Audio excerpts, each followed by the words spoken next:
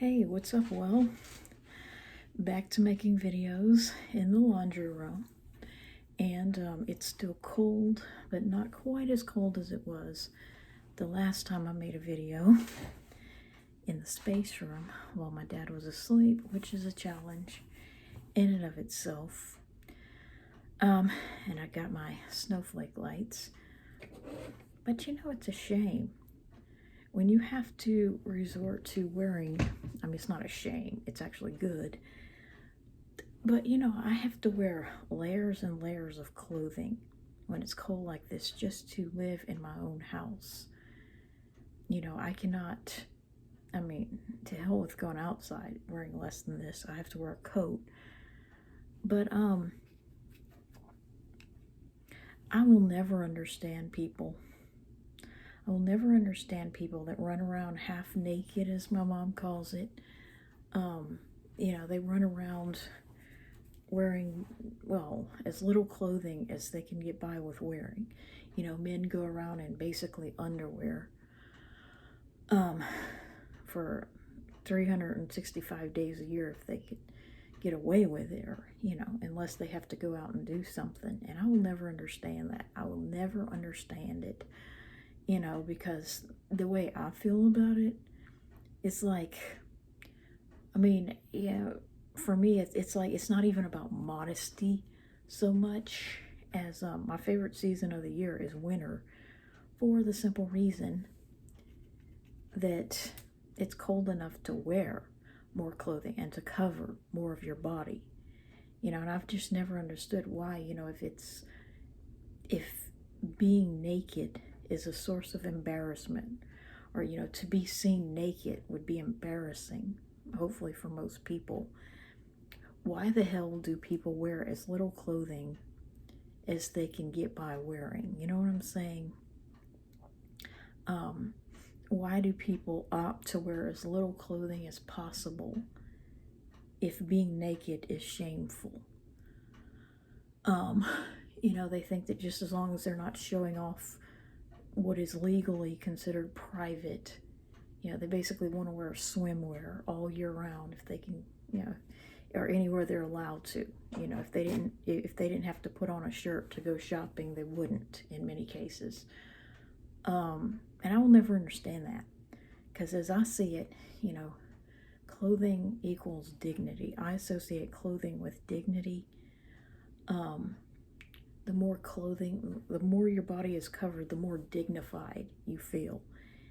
And one of the main differences between humans and animals is that we make and wear clothing. And one of the differences between babies or young children and older people is that we're able to dress ourselves. You know what I'm saying? Young children can wear clothing, but they need help putting them on. And so when you don't wear clothing, or you don't wear much clothing, to me that's undignified, because it's like, why wouldn't you want to be as far from, an animal or a baby as you possibly could get? You know what I'm saying? It's like, I've stated before, if I could wear a beekeeper outfit, I probably would. I feel like the more clothing and jewelry you have, the more dignified you feel, because the further away you are from being naked. So anyway, I've spent long enough talking about that. But there's just a number of things I would like to talk about. Not sure where to begin. I mean, it's been so long since I've made regular videos. So it's been a while at my mom's house. And I just, my nail polish is coming off, and I wish I could say that I'm gonna redo it when it does, but sometimes that's easier said than done, because it doesn't last around here. I actually do stuff, and it just makes me really mad. My dad, he barely lifts a finger around the house, and I set my goals low so that I easily achieve them every day. I never have to worry hardly about not reaching my goals because they're set so low. So I usually double or triple them on a typical day. And if I go shopping, I could get 10,000 steps easily. But it really makes me mad. My dad will just sit around with no shirt watching TV all day long, all day and all night that he's awake. And then 10 o'clock rolls around, maybe 11, and he's ready to go to bed, and he notices that he hasn't met his goals. I've more than exceeded what would be his goals, even though mine are lower. So I met him, by 5 o'clock in the morning. So, he's like, having not met his goals, and so he'll be pacing back and forth, up and down the house. And I think of what a waste of time that is. What a wasted effort. Pacing up and down, back and forth, just to cheat, on this thing, which it really doesn't matter. I mean, you're not going to get anything long term for reaching your goals, and they don't even have step streaks anymore. They took mine away unexpectedly for no reason. It just stopped counting one time, even though I had met my goals for more than a year. So, here he is, back and forth, up and down the house, pacing, when I just want him to go to bed finally so I can make these videos. And I'm thinking, what a waste of effort that is, when he could have just, helped me with something, or maybe done more, you know what I'm saying? Like, actually gotten out of the chair, gone outside, I mean, I know it's cold, but actually put on a shirt, just getting dressed and making your bed will give you a little bit on your Fitbit, you know what I'm saying? It won't give me my full 2,500 because I put it like a quarter of what they recommend so that I never have days where I don't reach it. But I mean, just getting up, putting on clothes, making your bed, taking care of things, you know what I'm saying? Just straightening up the bathroom after you bathe. That will give you a little bit. And doing laundry, I mean, that can be a workout.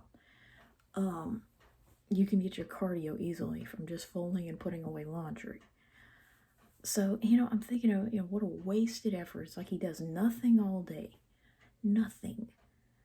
But then, a few minutes before bedtime, so that the new day doesn't come without him reaching his goals, he'll just go pacing back and forth, up and down the hall, and it's very annoying. And so easy. I mean, the only thing I really cheat on, so to speak, and then I don't consider it cheating. I mean, it isn't cheating when you live in a one-story house. I need staircases. And so I have a back scratcher, of course, or you can do it with a tennis racket, and you just kind of shimmy it up in a diagonal line from the floor to ceiling. And the reason I do that is, of course, we don't have stairs. You need a staircase because it's an easy goal. So I put it on one so that I don't really have to knock myself out doing that every day. And I don't ever hurt myself, trying to get that second floor. But, that's a bit of a challenge, when you live in a one-story house. But, I mean, there's an easy remedy. So, yeah, like, I spent so much time talking about that. About him and his laziness, and, he doesn't want to put on any clothes. So he'll spend more on heating. I mean, as I stated before, I see clothing as dignity. Like, even if my tits fell off tomorrow and I was completely flat-chested, or they just decided to go away overnight, I would still cover my body, you know what I'm saying?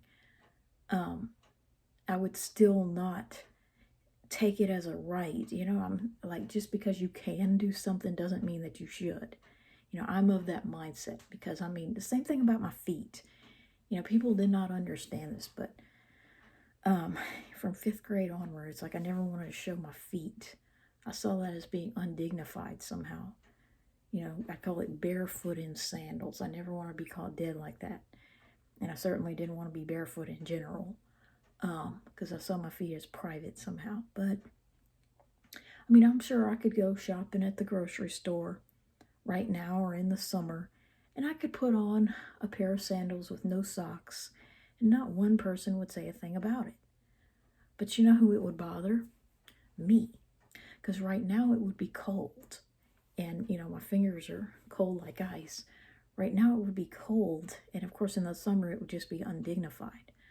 So, just because you can do something, you know, just because, like, let's say I had to have my breast removed because I had cancer and I was completely flat chested, I still would not take that as a right, to go around with no top or topless. And, you know what I'm saying?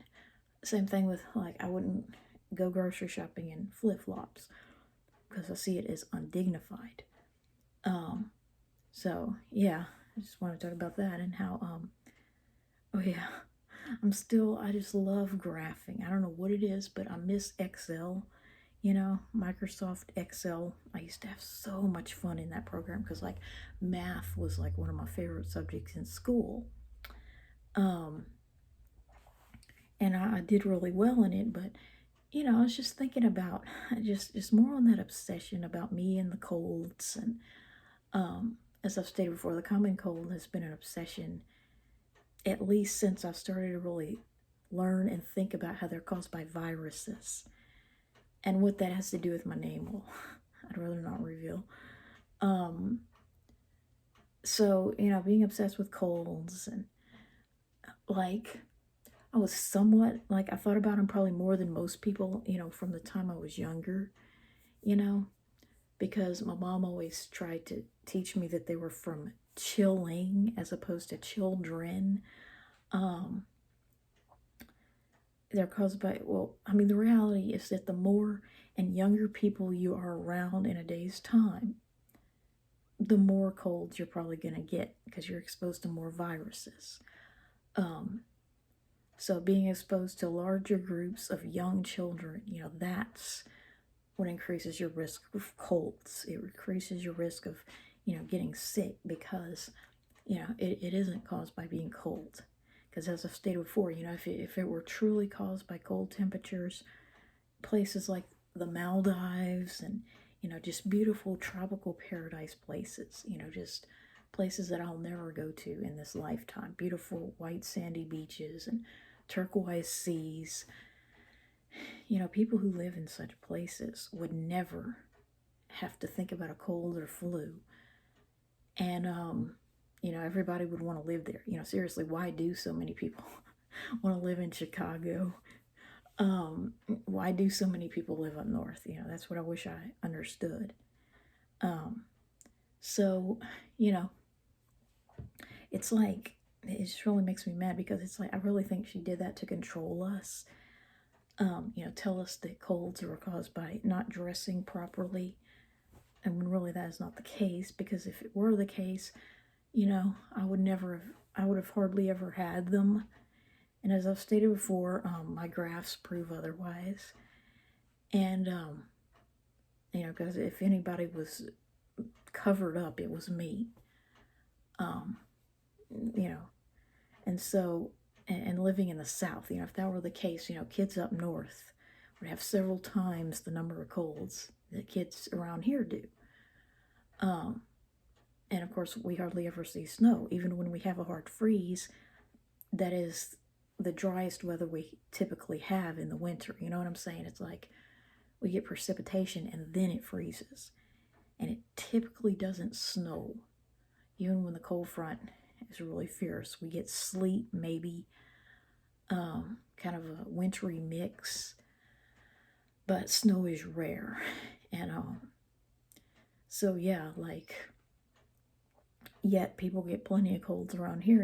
If it were like caused by temperature, then people up north would just, they would get so many of them, in their early years that by the time they're an adult, they have nothing left to catch, and yet they do.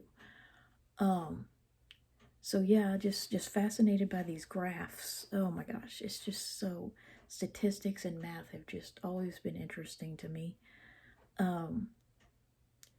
And so, like, I was just thinking about these graphs that I've made with the data that I can remember, and how it just really made me mad that, like, my mom and so many other moms like her, wanted to write off a lot of these colds as allergies or sinus problems, especially the ones in the warmer months.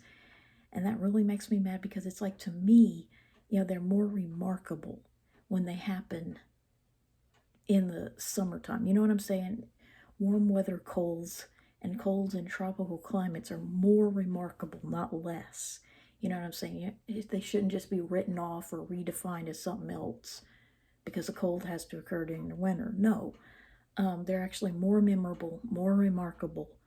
As I stated before, like I remember way, way, way, way, way, way more about the cold that I had like in May of 97 and then the following August at the beginning of the next school year. I remember more about those two colds that I had at the end of 7th grade and the beginning of 8th grade. Not only because of my obsession with them, but also because of the fact that it was warmer and you wouldn't normally think of them as happening.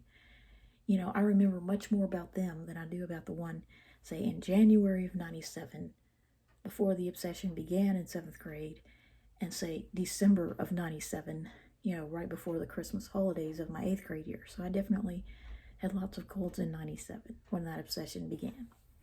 But it really makes me mad because it's like she would want to call them allergies or sinus problems, just to save face. And as I've stated before, how would that be better? How would it be better if a kid's allergies were so bad? Because I just happen to know. I know the symptoms are different. I just happen to know. It's an insult to my intelligence. As much as I've researched and studied the common cold, and as much as I obsess on it and harp on it, all my life and all that, it's an insult to my intelligence to say that I do not know the difference between a cold and a sinus problem or an allergy, because allergies do not cause fevers or chills or excruciatingly sore throat or thick nasal discharge that changes colors or coughing to the point where you think you're going to die sometimes until you catch your breath, and hoarseness for a week. They don't, allergies, like, if it was allergies, it would be happening the same time of year every year to this day. And yet it absolutely didn't. Allergies, that's what I'm saying. They don't last exactly 1 week like a menstrual period. And then cease to exist, vanish without a trace. That isn't allergies. That's a clearly acute viral illness. And so yeah, it's like, but it's just so ironic because the proof that they were colds is in the very fact that I'm no longer getting them. You know what I'm saying? If they were allergies, as I stated before, they'd be happening at the same time every year all my life, no matter what I do, like to this day. I would still be, every August, I would, be sneezing like crazy, which I do sneeze maybe a few times in the morning, but it's never, what these illnesses were. And so like I made some graphs because it's just so amazing what I can do with that information. And the only reason as you can see, I've talked about my second decade of life being the worst decade of my life, the one I would delete if I could from my memory, but can't. It's also the most memorable.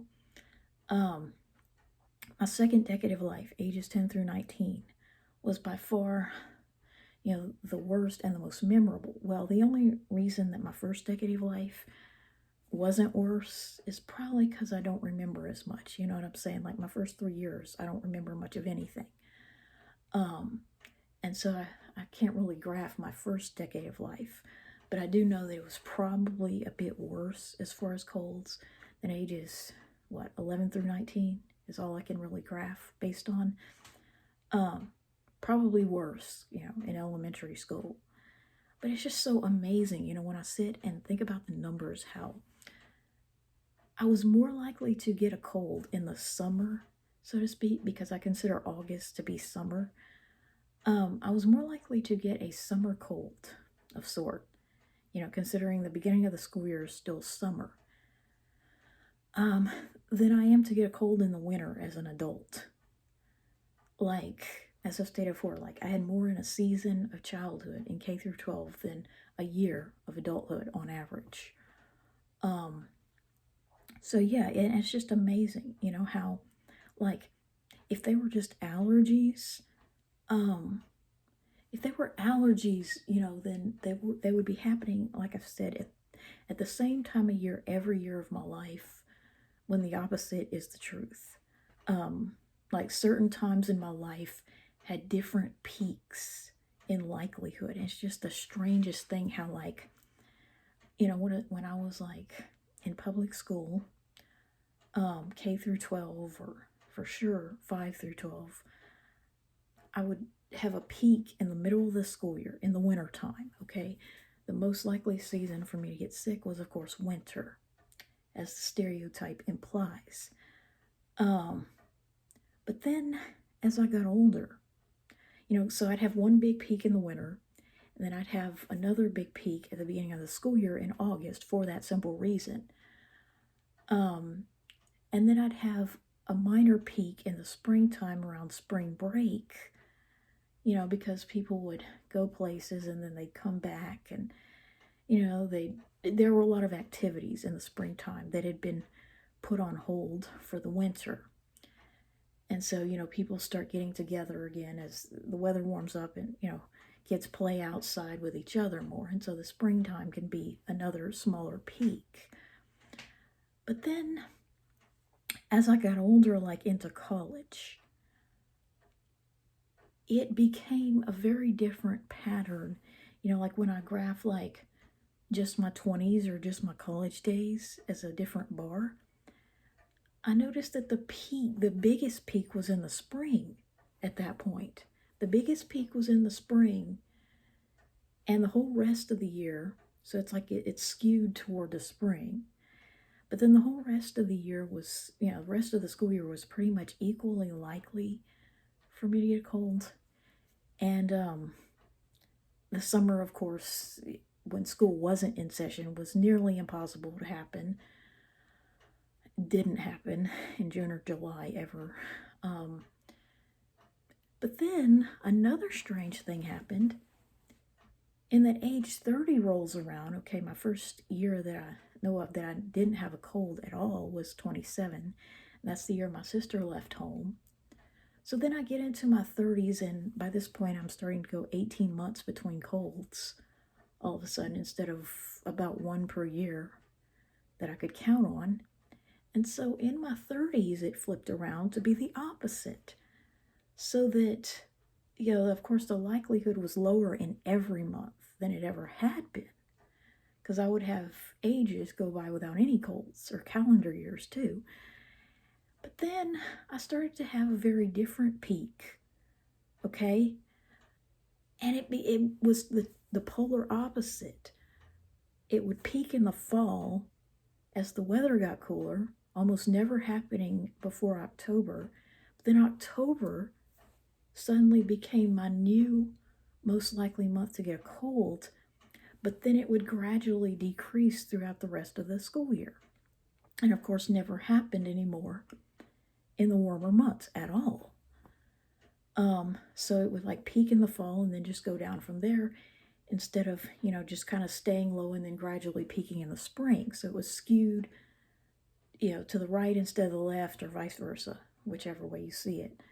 Skewed toward the fall instead of the spring in my 30s, and of course lower in every month with each decade, so that I get less and less and less colds the older I got. So that is proof positive that these were viral illnesses, viruses, and not seasonal allergies, because it was almost like the viruses that I was still able to catch, though few and far between, were the very ones that at the very times when I didn't catch. You know what I'm saying? The unexpected valleys, so to speak, of my youth became the unexpected peaks of my adult years. You know what I'm saying? Because like when I was like in school, aside from June and July, October was one of the few months in 8th grade when I didn't get a cold from my sister. And for some reason, it was always like that. Like October was rare. for the simple reason that I'd get one maybe in August, around Labor Day, near the beginning of the school year. And then I'd start getting them again as the weather got really cold in November or December. And in between them was kind of a lull, in the middle of the fall semester. And it's just the oddest thing. It's like, in my early years, I was most likely to get colds in the winter, but slightly more likely in the spring than the fall. Like more in the spring semester than the fall. But then as an adult, it became the polar opposite. That I was not likely whatsoever in the summer, not even the beginning of the school year, and then the winter time became a slight and unexpected dip in colds compared to the fall now being slightly higher than the spring. So it's like a concave graph, so to speak. Anyway, I've spent way too long talking about that, but it just really makes me mad. People want me to doubt my sanity, doubt what I believe, doubt the fact that these were viral illnesses, which I'm not catching today. So it's about as ridiculous to say, like, my mom would say, like, get in this house before you get sick. I don't need you sick. I don't need you to get a cold. And that's about like saying, get in this house before you catch chicken pox, knowing that I've already had it, as you can see. It's about like saying, get in this house before you catch measles, to which I've been vaccinated. It just really doesn't make any sense. I mean, they're viral illnesses. They're not caused by chilling. They're caused by children, exposure to them. So I've just spent way too long on this video, and I'll go ahead and post it.